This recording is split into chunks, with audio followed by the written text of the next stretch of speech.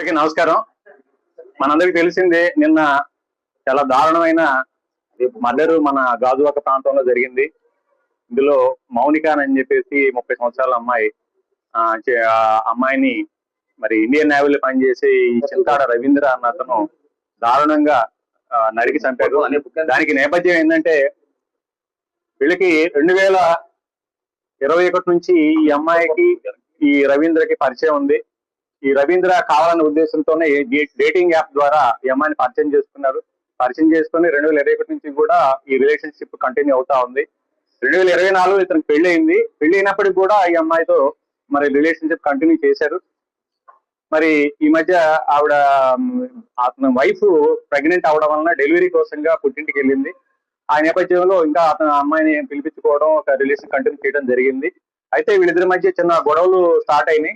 ఆ గొడవల్లో ఆ అమ్మాయిని ఏదో రకంగా చంపేయాలన్న ఉద్దేశంతో అతను నిర్ణయించుకున్నాడు. నిన్న ఆ ఉద్దేశంతోనే నిన్న అతను అమ్మాయిని ఇంటికి పిలిపించుకున్నాడు. అప్పుడు ఇది మన ఎల్బీ నగర్ లో, గాజువాక ఎల్బీ నగర్ లో కీర్తి ఎన్క్లేవ్ ఫ్లాట్ నంబర్ 102 దాంట్లో ఇతను ఉంటాడు. అతను ఒంటరిగా ఉంటున్నాడు ఇప్పుడు ఈ ప్రెసిడెంట్. అమ్మాయిని పిలిపించుకొని పథకం ప్రకారంగా అమ్మాయితో గొడవ పెట్టుకొని అమ్మాయిని గొంతు పిసికేసాడు. అంటే చెప్పిన ప్రకారం ఏంటంటే ముక్కు నోరు మూసేసి సఫకేషన్ చేసి చంపేశాడు.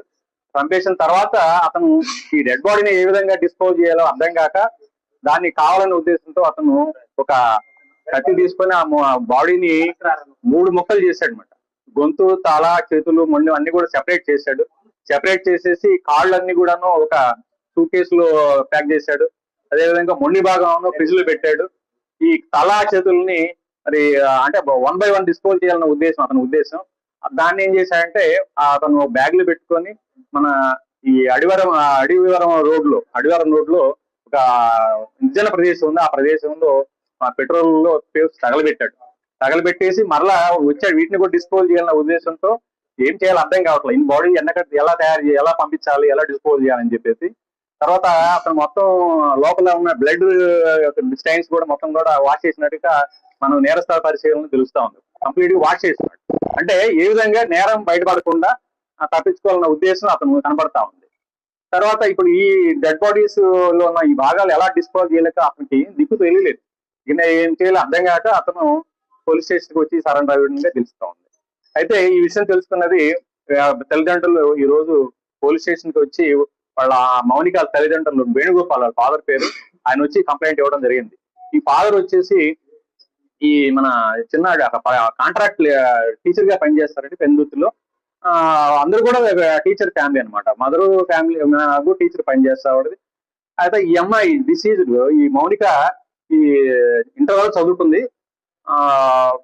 పంజాబ్ నేషనల్ బ్యాంక్ లో ఏదో ఆఫీస్ సబార్డినేట్ గా పనిచేస్తుంది. అంటే కాంట్రాక్ట్ బేసిస్ టెంపరీగా పనిచేస్తూ తర్వాత అప్పుడప్పుడు ఖాళీ సమయంలో ఈవిడ ఈ మ్యారేజ్ ఈవెంట్ కూడా అటెండ్ అవుతా ఉంటుంది అనమాట. అయితే ఈ కేసు నమోదు చేస్తున్నారు. కేసు మన మర్డర్ కేసు కింద. అదే విధంగా ఈ ఎవిడెన్స్ ను తారుమారు చేయడం కోసం, అంటే కనపడకుండా మాయం చేయడం కోసంగా అతను ప్రయత్నించినట్టుగా ఆ మర్డర్ కేసుతో పాటుగా 201 ఐటీ సెంటర్ అండి, ఆ కేసు కింద కూడా కేసు నమోదు చేయడం అయింది. దర్యాప్తు స్టార్ట్ చేయడం అయింది. సిఐ గాజువాక ఈ కేసు దర్యాప్తు చేస్తా ఉన్నారు. అయితే ఈ కేసులో ఈ ముద్దాయికి కఠిన శిక్ష పడే విధంగా అన్ని రకాలుగా సైంటిఫిక్ ఇన్వెస్టిగేషన్ చేయడం జరిగింది.